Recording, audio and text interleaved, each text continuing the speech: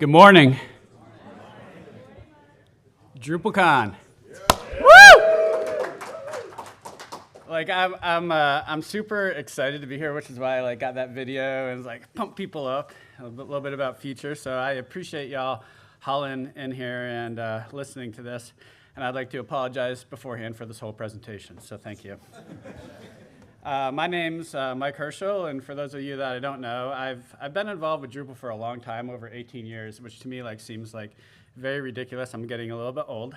I'm the primary developer and maintainer of Drupal's default theme, which is called Olivero, and I'm sure y'all seen that before.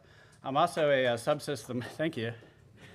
I'm also a subsystem maintainer for CSS for Drupal core. I do a lot of core stuff where I kind of try to wrangle people into doing things like the new UI for disabling twig debugging, a lot of twig filters, and of course SDC. I'm going to be talking a lot about all those. I have a 14-year-old young woman and 2 bad dogs in the house, and I'm a front-end developer. So I like fast websites. I like accessible websites. I like beautiful websites. And I'm founder of DripYard. DripYard's a new company where we do not have any products yet, but shortly we will. But we're gonna make premium Drupal themes that are beautiful, accessible, robust, built the correct way, component-driven, that you can wire into whatever data architecture that you have. But today we're going to talk a little bit about the past, just to kind of get perspective on where we currently are and how we got here. We're going to talk about the presence and componentization and tips and tricks and best practices, so y'all can hopefully have something to take home. And then I'm going to talk about Experience Builder, artificial intelligence, and a web platform, and try to get you at the point where you can write components that are compatible with all this stuff today, so you don't have to go back and revisit it. But there's going to be a big asterisk on that because it's kind of a moving target right now. So let's talk about the past. Who here in this room has done theming for Drupal 5? All right. So Drupal 6? Most people Drupal 7? Yeah. So if y'all remember PHP templates, and of course, typically CSS was attached through just this one big monolith file that was generated from some SaaS build process. Lots of jQuery because of Internet Explorer back then, and a very, very robust templating system that lots of different templates. Drupal 8 had the introduction of Twig in the libraries API, which was a huge deal, but this was over 10 years ago, believe it or not. It doesn't seem that long ago. A lot of other best practices kind of stayed the same. We still had the big monolith CSS files mostly, and started phasing out of jQuery, which is still going on. Drupal 9 didn't change too much. We had the introduction of the modern themes, but that doesn't really change how we theme. The best practices started to evolve to being a little bit more granular when you're attaching your CSS and JavaScript files. And then, of course, we had some easier template debugging that came with the new dump function that's attached to Symfony var dumper, but that didn't come until 9.5. Drupal 10 Drupal 10, I feel that we started to make a lot of progress on the front end.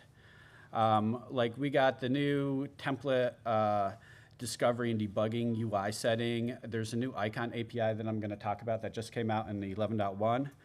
There's some new Twig filters, and of course single directory components, which is the biggest thing.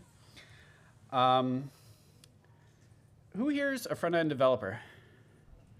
Back-end developers? Anyone just hanging out?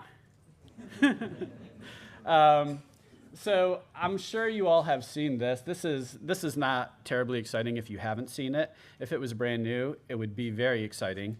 Prior to, if you want to see your changes to your Twig files immediately, you either had to clear the cache, or you had to go in and modify your YAML file and your settings.php and do a couple things. Now everything's moved to the UI, which might not be a big deal for a lot of us veterans, but for people coming into the community and learning this, it's a pretty big deal. Obviously, there's not too much to tell about it, but I want to kind of say that I want to have that idea that, hey, we're starting to make like a whole bunch of progress.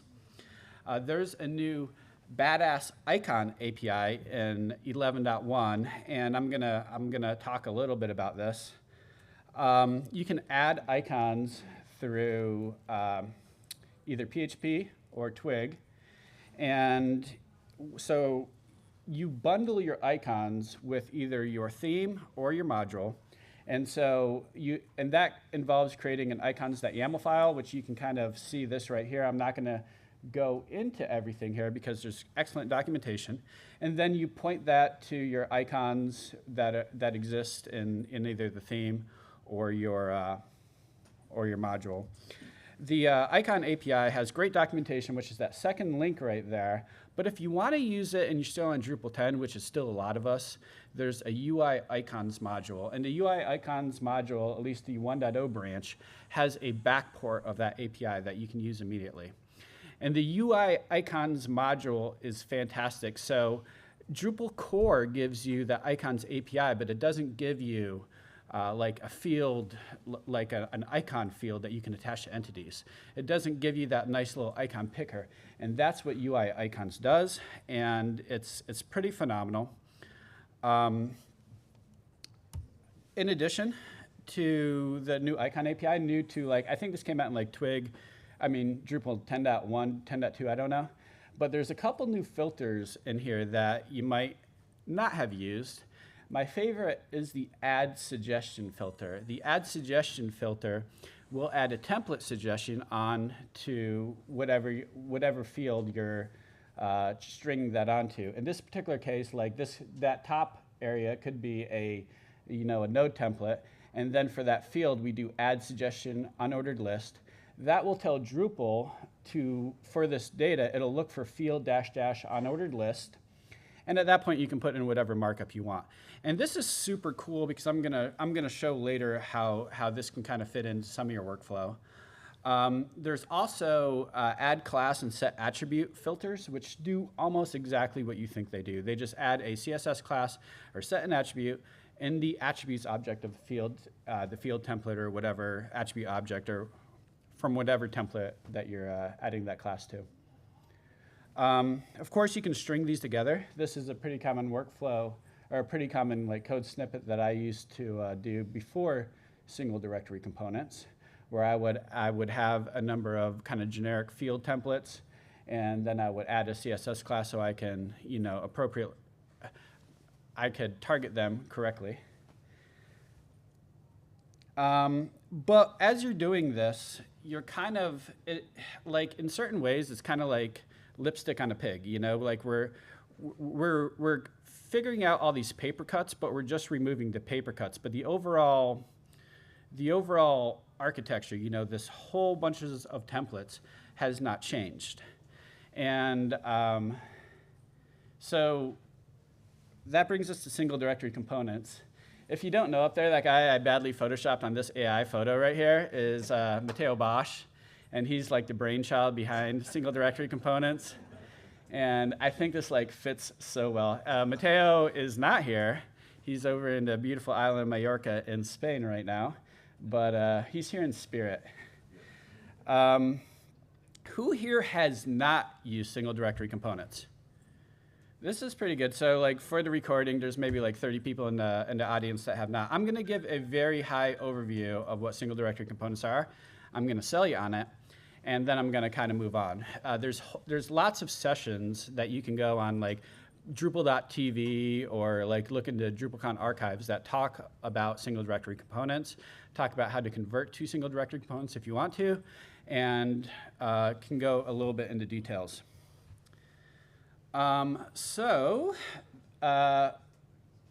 With a single directory component is a component that is in a single directory, like as you would expect, right? You're welcome. Thank you. You create a components directory in either your module or your theme, and under there you create a subdirectory for your component. In this particular case, we have a card component, and there's two required files to make this a component. There's a component.yaml file, and there's a twig file. So the component.yaml file will describe the data that the twig file is expecting in a schema. And it has a particular format. The documentation is fairly decent on Drupal.org, so you can look it up right there. But like, you know, if it's expecting a couple strings and some Boolean values and an image, you just define that right here. And this is super useful because if Drupal knows what data this twig file is expecting, it can build out a form for it. You know, if it knows it needs a string, an image, and then some longer text and whatever else, it can automatically generate that form with those appropriate form fields. So your twig file is a little bit more simplified than your standard like HTML.twig files, you know, that you would use in standard Drupal, because you abstract it out. You know, instead of content.body, you might put in body or description, you know, and then you map your data to this. If you have a CSS or JavaScript, which are optional, they will automatically be output onto the page whenever this component exists on the page. And so you don't have to mess around with the libraries API. You don't have to make sure that the library is being loaded. It just works. And currently, when you want to use a single directory component, the most common way to do it is invoke it through one of your standard Drupal templates. And you do that through either a twig include or a twig embed. And you just pass your data through there like normal. You know, in this particular case, you can see our body has like some text in there, but normally you would map that to like content.body or content.field description or something like that. And it works pretty well. But you still have to go into your templates. You still have to modify your templates to point to the single directory components. A lot of times you have nested components, nested stuff, and you still have to go into those Drupal templates. And I feel like right now Drupal is in a kind of a weird theming place because everybody's sitting here waiting for Experience Builder. You know, artificial intelligence is obviously going to change a lot of things, and so there's a lot of kind of uncertainty in the world, but also in Drupal theming. So I'm going to talk about using these components as best that we can right now, and future-proofing it, so you don't have to go back and modify your components as much as possible. But a big disclaimer is that it's still a moving target. You know, I talk to the Experience Builder team on a semi-irregular basis, and things change. You know, like I'm going to talk about like images and Experience Builder and stuff like that in a little bit, and things are evolving. So Experience Builder and Drupal like working together. We have a couple of different challenges when you're developing your theme. You know, there's always the big question of what should be a component. Can we use those same components with Experience Builder without Experience Builder? You know, telling Experience Builder to use a particular widget. How are images handled? How's layout going to be handled? And I'm kind of a little bit excited and terrified of how this is all going to work together, but mostly excited. So I've been trying to follow Experience Builder very, very heavily. Like, as I said earlier, like I'm in the process of developing a number of themes, and these themes are going to be compatible with Experience Builder, at least as much as possible. So one thing that's important to say is not everything is a component, but most things should be components. Obviously, there's a lot of base global styles, including buttons and text areas and form elements, that should not be components. But so far, like there's not a heck of a lot that I have not been able to componentize. So let's talk about making your components ready for Experience Builder. There's a couple tricks here, and I'm going to try to go through these. One thing, so when you're creating the schema for your single directory components, you can set different fields to be required. When Experience Builder sees that these are required, it needs to put some text in it as it outputs them onto the page, otherwise it's going to fail. So there's an examples key where you can add an array of different example text or different example data that when Experience Builder loads that field, it will immediately display that example data, and it'll work properly. And you're probably trying to you're thinking to yourself, well, how would I know to do this? If you have Experience Builder installed, and right now this is under Administration, Structure, Components, and you can see there's a couple tabs at the top. There's Enabled Components and Disabled Components. It'll give you a good idea in general on what you need to do. So you can see like there's different components right here, and some of the common errors that we see here are Experience Builder might not recognize the, quote, shape of the data. It doesn't recognize that format of the data, so it doesn't know what widget to load. And when it does that, it will just not show the whole component. I'm going to talk a little bit about shapes coming up, but this is one of the things that's kind of evolving pretty regularly. So when you're creating your components, typically you want to, you're going to want to specify like what type of image, or not like what type of image, what type of widget is loaded. An example of this is if you have a string, by default, Experience Builder will just load a regular text field. But what if you want a long text field? There's a $ref key that you can add in there, and that points to the namespace of the Experience Builder module. And that basically extends the schema and tells, if you look at the JSON file that points to, it has a list of properties, and Experience Builder will recognize that, load the appropriate widget. There's a little bit of a big warning though. If you have that $ref in there and you do not have Experience Builder installed or enabled, single directory components will not be able to load that definition. And if you have schema validation enabled, it will totally fail. It'll just break. And right now, the solution that I have is kind of weak. It's just commenting that line out, which is not the best. But my company, DripYard, we're working on having kind of like a little shim within a module where if you don't have Experience Builder is still under development, it'll take over that namespace. And that's a work in progress, and we're going to see how that goes. When you're working with images in Experience Builder, Experience Builder gives you different output than Drupal does. Drupal will give you what's on the bottom, which is a kind of a maze of divs, which is a couple field templates and a media template, and then another field within that. When you're getting your image data from Experience Builder, it gives you an object with just a couple attributes in there, including the width, the height, the alt, and the path to the source.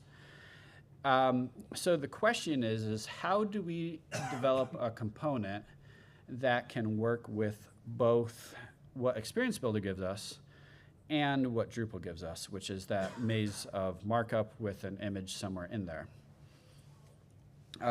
This is an image a component that we're calling image or media, and this works pretty well. So if you look at this twig up here, it's checking to see if image.source exists. If it does, it assumes that this data is coming from Experience Builder and it's in the format that I described earlier with the different attributes. So at that point, it takes the attributes, adds them to an image tag with the attributes object. And it also kind of sets a default loading attribute to lazy if that's not specified when invoking this component. This component will typically be invoked from another component.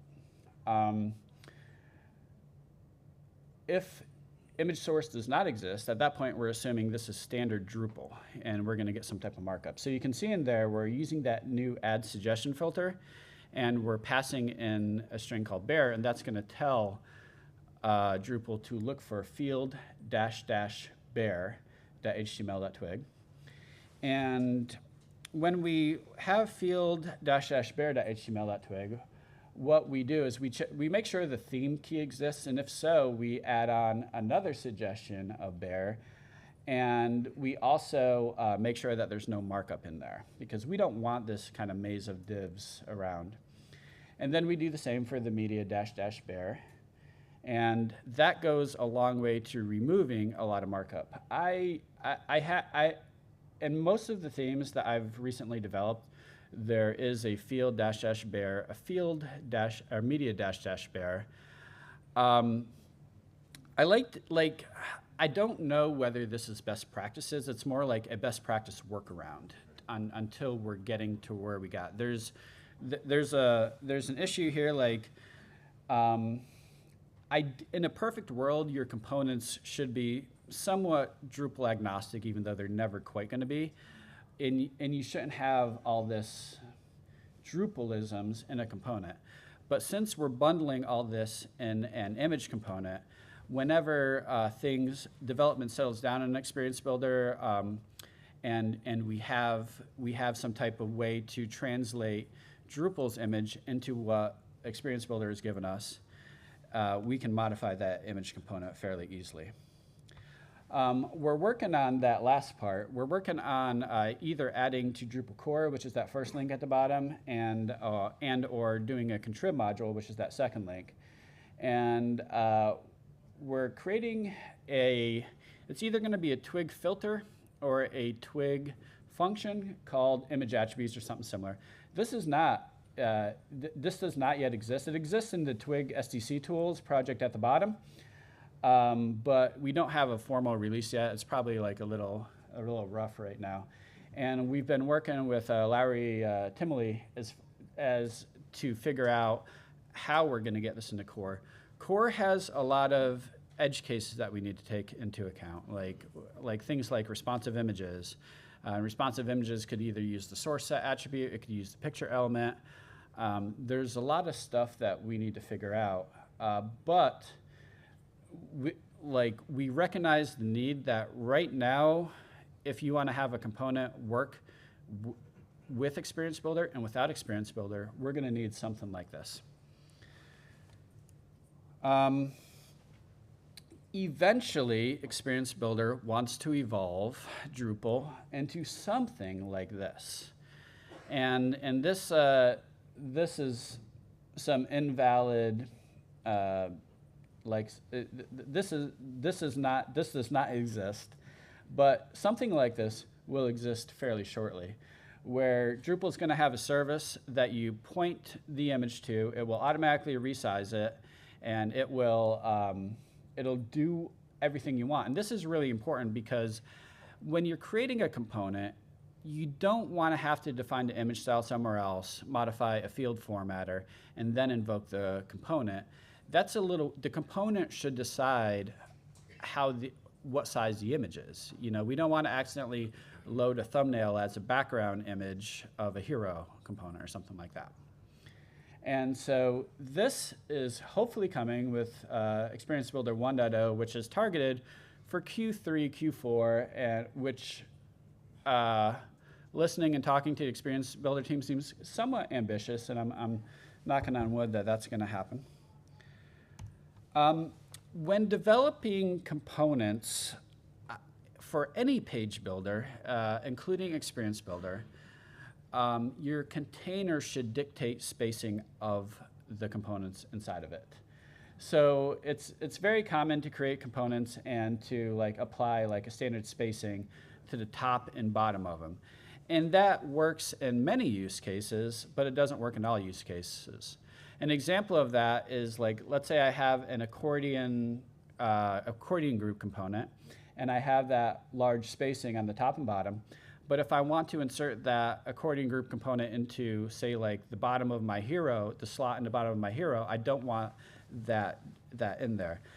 A better way to handle that is by letting the container dictate that. So the way that I've been doing this is I attach a component-container CSS class, and this is typically in the page.html.twig, and this goes around like the content area where I am injecting these components. And at that point, you can see any direct ancestor or direct children under that will get that standard spacing. This tends to work really well. It's robust, and it allows you to kind of assemble things pretty well. There's one of my least favorite Drupal bugs, or maybe most favorite Drupal bugs that exists in the world right now, is the fact that when you output, like, let me rephrase this right here. I mentioned earlier, when you are creating a single directory component, SDC will automatically add the CSS file and JavaScript file in for you. And it does a good job, but it injects that into the wrong place within the markup. It injects that before your theme. So you can see, let me see, I have this like really cool thing right here. Let's see if this works.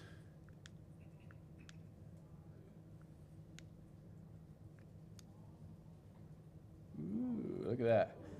I know, right? So you can see that this is a single directory component from Olivero, but all of Olivero's layout stuff, like the base layout stuff, is way below. And why is this a problem? You know, it's like CSS source order matters. A particular use case of this is like I typically have some type of button element, and I give it a class of .button, you know. And that is declared within like my base styles in the regular theme. It's not necessarily in the SDC. But if I add another class to that .button element, and I do put that in the CSS of the SDC, I would expect that to kind of override that base class. And it doesn't because of the source order. There's a Drupal.org issue for that, and it doesn't necessarily involve SDC. It's more of like Drupal's theme system and how we organize our CSS into various different groups, things like, you know, base, components, theme, etc.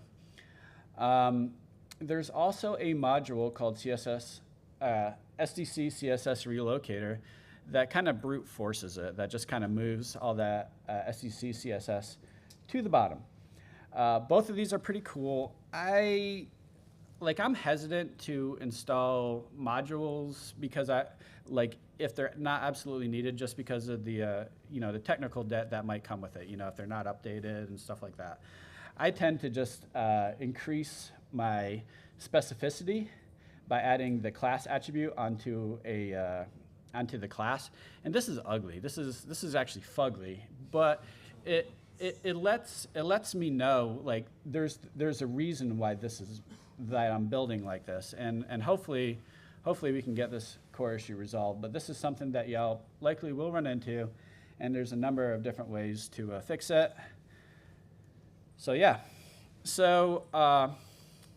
coming to Experience Builder, and y'all will hopefully see this later in Lowry's session, is the ability to edit code within the browser. And this is super cool because, as you all know, setting a Drupal site up locally, getting ready to commit can be a chore, especially if you're new to Drupal.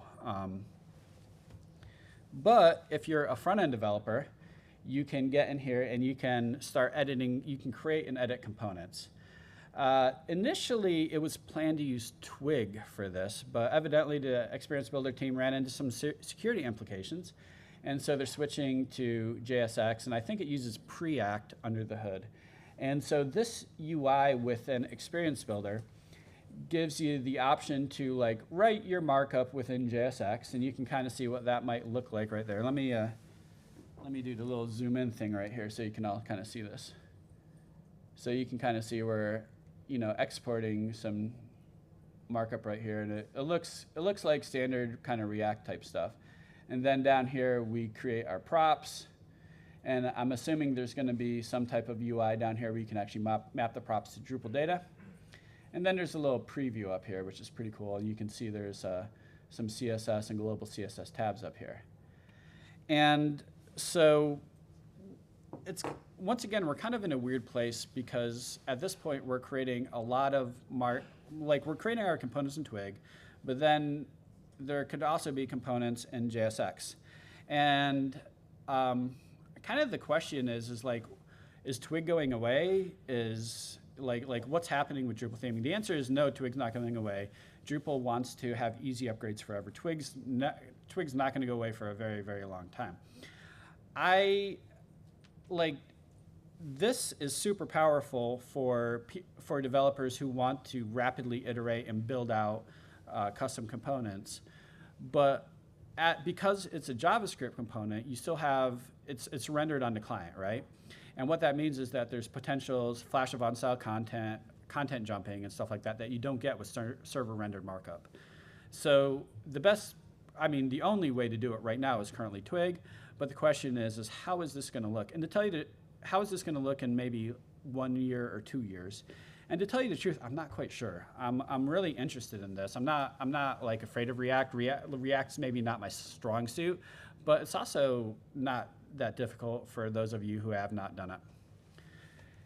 And that brings us to artificial intelligence. So artificial intelligence at the same time is exciting. It's wondrous and it's terrifying.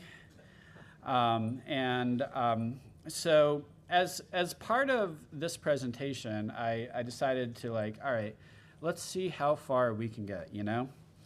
So I was turned on to this tool. It's called bolt.new, and it's free. And I'm sure they have tons of venture capitalist funding, and they're going to probably start charging at some point.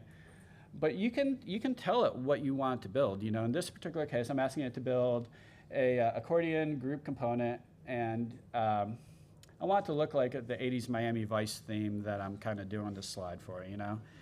And the first thing that it generated was React.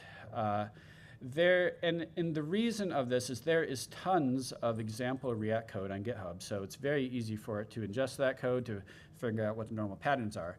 So if you want to use this for something like Twig or something like that, you have to specify, well, I want to use vanilla, JavaScript, HTML, and CSS.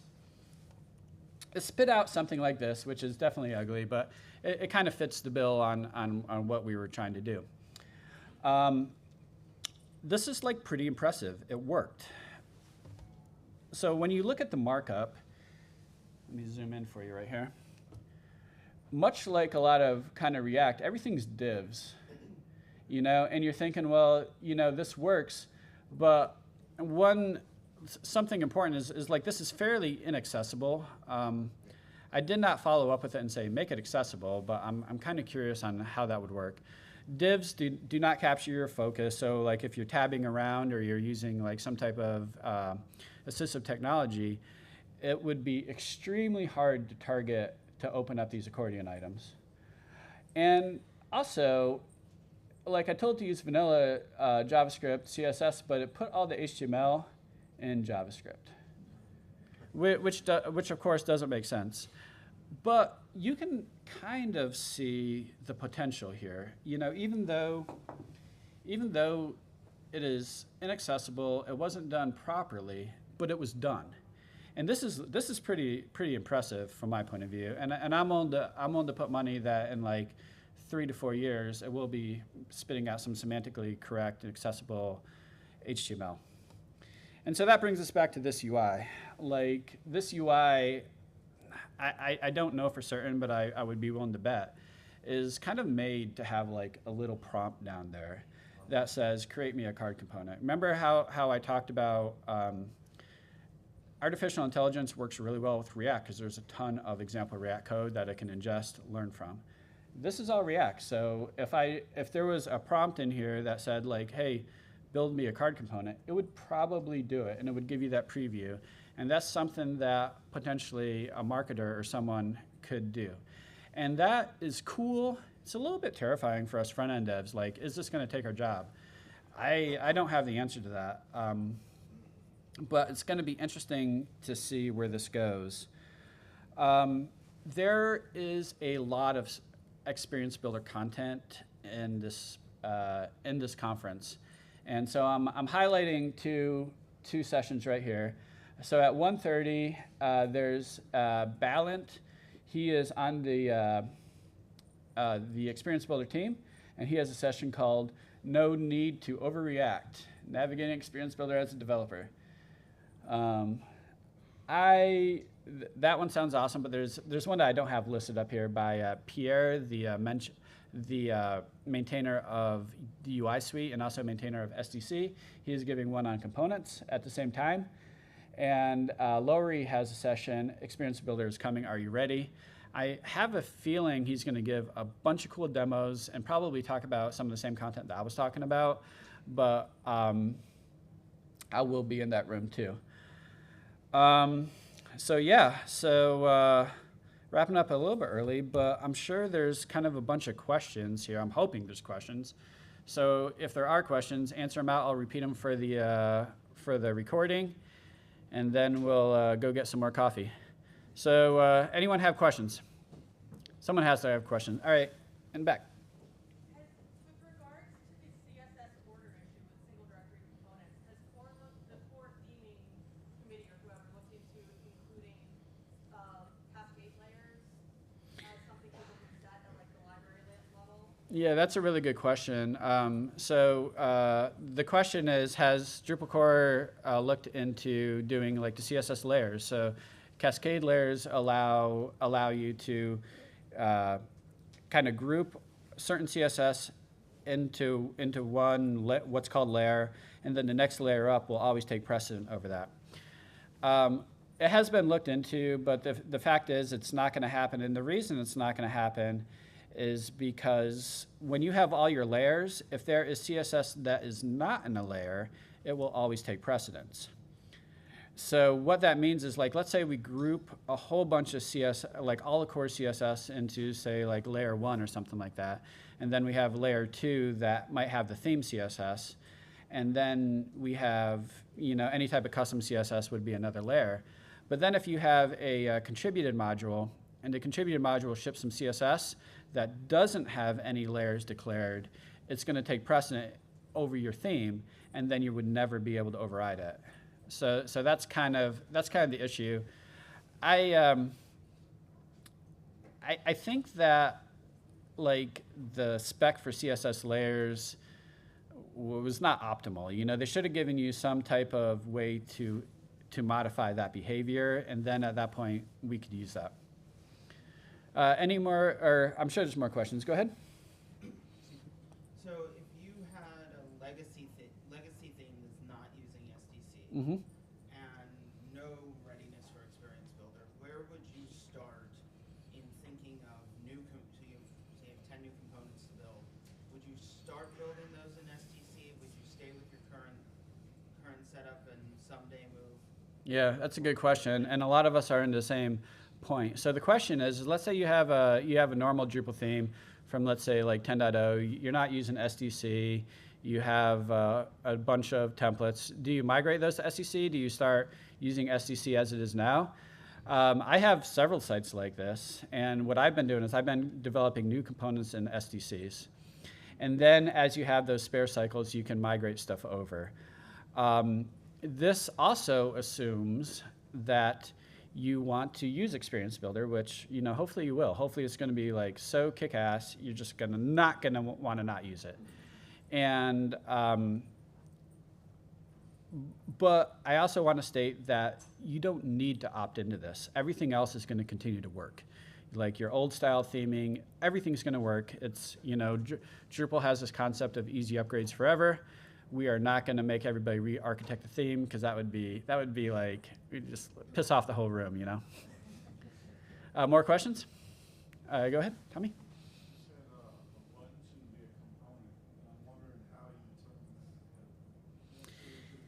Yeah, so I'm with buttons, there's the button element. I styled the generic button element. I also style like generic text inputs and stuff like that.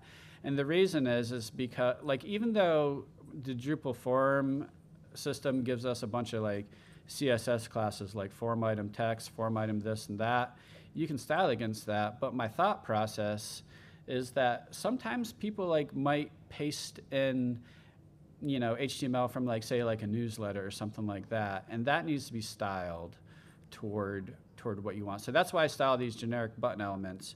Now you can, so I say like the button element should be, let me see if I have some code right here that I could show. I say like the button element should not be a component, but it totally could be a component. And I actually do this right here. It's kind of very generic. I have this component, and I want the ability for the user to inject an icon. Oh, geez, yeah. Thank you. So, now I have to look over here. So in this particular case, I have a button element, or a button component. And the reason I have this component is that I want to be able to inject icons before or after the text. And so I have like an icon component. I use the new icon API there, and it's kind of cool. But one thing I do is if I go down into the libraries file, let me get down, way down here. You can declare dependencies on SDC libraries. So what I do right here is I make sure that CSS for the button is loaded everywhere. So that's something it's kind of like a component in some cases, but in some cases it's not, if that makes sense. Let me figure out where mouse is. Here it is. More questions? Go ahead. How does views going to interact with SDC and especially Experience Builder? Because I know a lot of stuff's block-based and then Experience Builder is moving into a different world. Right now so the question is, how does views interact with components, Experience Builder, and stuff like that? So Experience Builder is going to have a kind of a mini views built into it. I don't think they have it built yet. I haven't at least seen it in action. Maybe it'll get demoed today. I'm not sure. But I think that, I forget what the term they call it. It's like simple lists or something like that, where they're going to be able to do everything. But all of us have seen the Views UI. The Views UI is enormously complex. It would be kind of foolish to bring that whole Views UI into Experience Builder. So Views is going to obviously exist for a very long time. It's one of those cornerstone pieces of Drupal. So the question is, like, how do single directory components fit into that? So I typically do template mapping, where like I will have I use views, point it to a view mode, create like an article -- teaser, and currently I use invoke templates from that. And this is one of like kind of the lipstick on a pig, like we're going through this weird point. There's other ways to do that.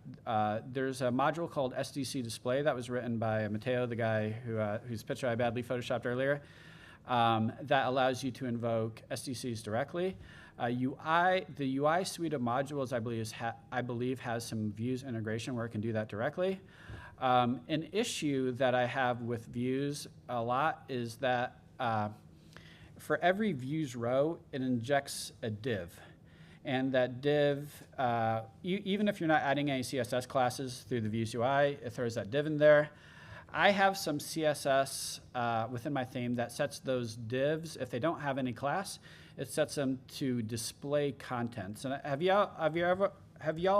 know what display contents is? It says, I'm gonna bring this up right here.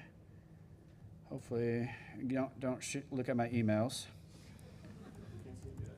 Oh yeah, thank you.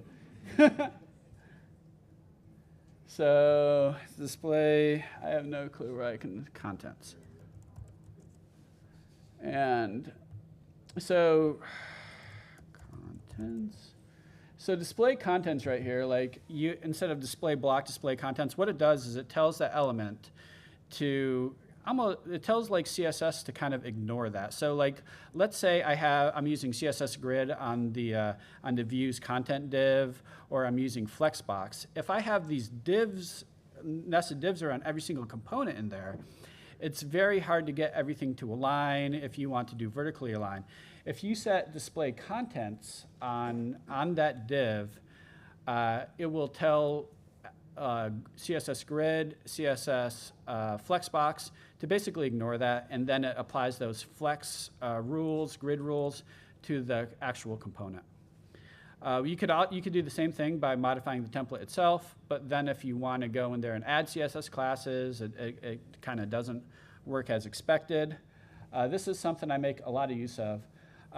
There's a little bit of accessibility consideration with display content where certain browsers, Safari, sometimes do not expose the semantic meaning of elements if you're using display contents. But the caveat like if you're using it on a divs do not have semantic meaning unless they have the role attribute.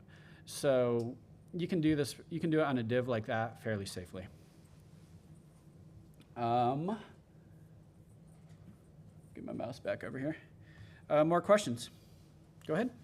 How does Experience Builder bundle the fields and store the data under the hood? And the reason I ask is right now we've got SDC built on top of components built on top of paragraphs. Mm-hmm. And I assume the alternative is blocks. It's a good question. How does Experience Builder store that data under the hood? So I know there's a custom entity type. To get into the details of this, you should ask this question to Lowry or to a number of other folks.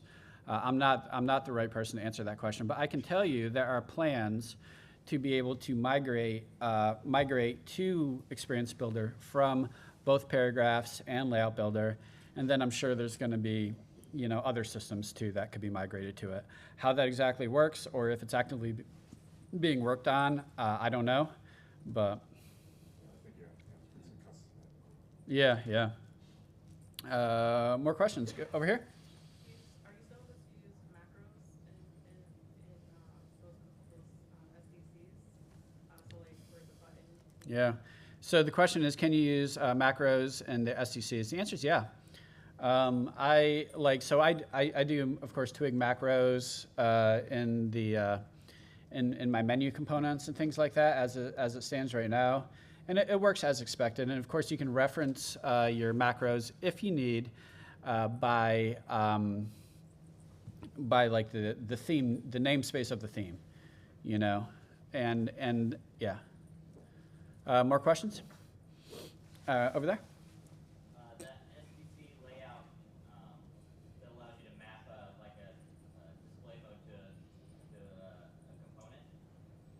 Is there plans to do something like that within Core? Like, will we be able to use like Experience Builder directly to lay out a display? Yeah. So the question is like the ability to go in through the UI, map data directly into an SDC field or slot or something like that. Are there plans on getting that into Core? And so that functionality is going to Experience Builder. Whenever I ask and I say, like, hey, is Experience Builder on track for Core? I get a bunch of kind of ambiguous answers, And Experience Builder comes with like a whole bunch of dependencies that would need to be evaluated for Core. Like if you look at the node modules directory of Experience Builder, it's probably like terabytes. I'm obviously joking. But there's a lot going on. But when I talk to I talk to the maintainers and like I'm thinking Larry Timley, who's like a product manager for Drupal core, and is leading the Experience Builder initiative. Experience Builder is going to have the capability to override the block UI. Y'all are familiar with the block UI. The block UI probably hasn't changed much since Drupal like 4.7 or something like that. It's in dramatic, like we need the ability to do what Experience Builder is going to give us that ability for. Did that make sense? Hold on. We need the ability to easily drag around blocks and compose pages. The block UI is not an optimal UI to do that anymore. So Experience Builder is going to take over a lot of this. And then along the same lines, there's been talk about kind of phasing out things like field templates and stuff like that. And I am like, there's talk, and where Experience Builder combines into core, where this is going, is going to be like really interesting. I'm excited about it, but I don't have the answers yet. More questions? Go ahead. The slide deck available online somewhere? It will be. I'll, gosh, how am I through it? How am I, like, I would say I put it on Twitter, but I don't use Twitter anymore. Yeah. I'll throw it on LinkedIn, but like, I know not everybody's on LinkedIn. I'll see if I can like post a link to the PDF in Sessionize, and I think Sessionize will update the web or like the node. I think that's how it works, but I'll figure out a way to get it out there. But I don't have it out right now because I was literally working on it like less than an hour ago. Any more questions? We're kind of around time, but if y'all have more, I'll answer one or two more. All right, I'm calling it. Thank you.